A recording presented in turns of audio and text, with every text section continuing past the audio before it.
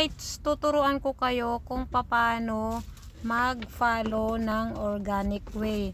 Ayun guys, open natin yung Facebook. Ayan, gusto natin mag-follow ng isang digital creator. Katulad niyan, maghanap tayo ng ating ifa-follow. Ang gagawin natin yung organic way na pag-follow. Halimbawa, katulad nitong ino-open ko, itong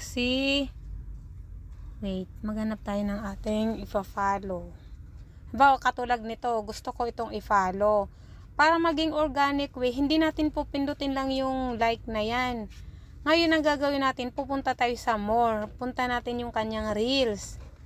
Tapos, sa kanyang reels, ayan, open natin yung reels niya.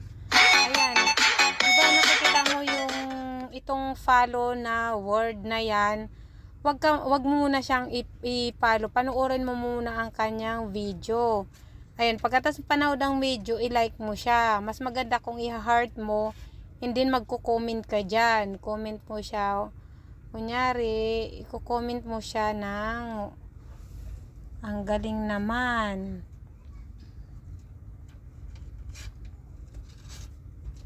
Ayan, nag-comment tayo. Tapos, ayan, dito natin ngayon pipindutin yung follow.